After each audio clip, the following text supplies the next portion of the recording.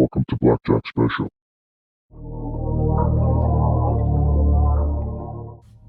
What's up, guys? Welcome back to the channel, Blackjack Special, back with another video for you guys.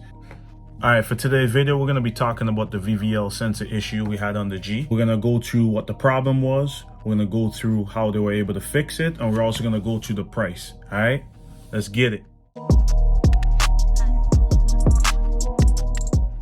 So the first problem was the VVL system was out of range, probably from timing chain slack since the motor built, and more mileage probably through the sensor, just out of range to throw an error code. All right, so that was the first problem. What they had to do was they had to readjust and modify the minimum and the maximum range of the VVL sensor to get it back within range, right? Due to it being slightly off from the built motor. Example, the milled heads, aftermarket cams, right? And another thing they had to do was they had to adjust and they had to retune the car to get the settings correct again, right? So after all that adjustments, they had to tune the car again. So the car is tuned, the car is retuned, right?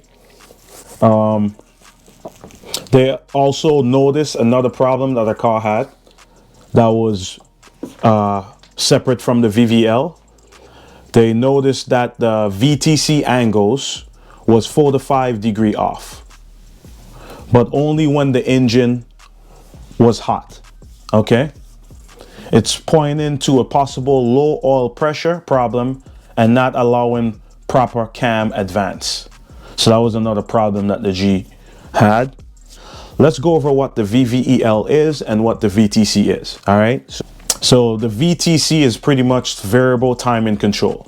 All right, and the VVEL is the variable valve event and lift. All right, so the VTC is intake cam shaft opening angle, and the VVEL controls the valve duration amount. All right, so that's just a little explanation there of what the VTC does and what the VVEL does. All right, so the main problem was I was probably running the wrong oil right now for the car. So running the wrong oil ended up causing a separate problem, and that was separate from the VVEL, right? The VVL was gonna happen anyways, right?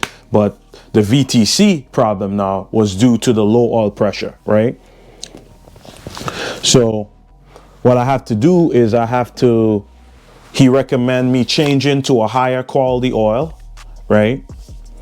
Which is 5WD-40 or 5WD-50 to help with the oil pressure. All right, so that's what I have to do from now on, is I have to run a 5WD-40 instead of going with a 10WD-40 that I was running. All right, and remember guys, I'm not a mechanic, so I'm learning as I'm going right now. So let's get into the price breakdown, all right, of everything. So for the VVL diagnostic, the swap replacement, the sensors, a road test, etc., was around 250 bucks. All right. Modifying the VVL sensors to allow more range in adjustment by grinding the tabs was 100 bucks. So they had to grind the tabs, and it was $100. So dyno retune after VVL adjustment, like we said, they had to do a retune after the adjustment, so it was around 550 bucks for the retune. We know a full tune costs like over $1,000 right? So a retune is just 550. So total was 900, right?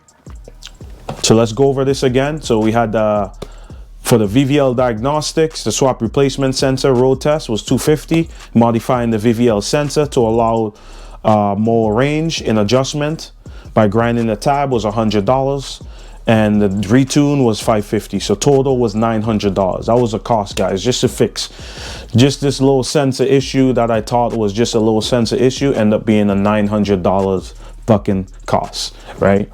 That's the thing, guys, when you're modifying these cars, I'm telling you, it's just sometimes it's just problems after problems. So far for me, it's been like issues after issues, and I'll be honest with you guys, I don't really drive the car that much. Every time I drive the car, I usually do a video. So it's not like if I'm out driving the car and then I'm not doing videos. I take the car out mostly just to do a video, to be honest with you guys, right? So yeah, so that was it. I'm really happy, you know. Shout out to Dyna Motorsport. I really appreciate the work and getting this thing sorted out for me. I really appreciate it. And also shout out to Cupid Auto for also trying to help me out with this issue. This thing was more work than I thought.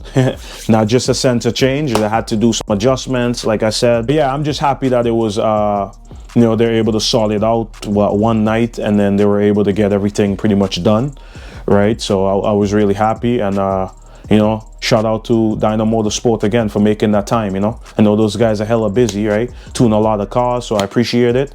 But yeah, guys, that was just a breakdown of everything. If you guys have any more questions, just leave a comment. I've been to myself, just me lately. I don't need a lot. Yeah, I've been to myself, just me lately. I don't need a lot. I don't need a lot, no. Just me and the fam, few friends ain't playing. I don't speak a lot, and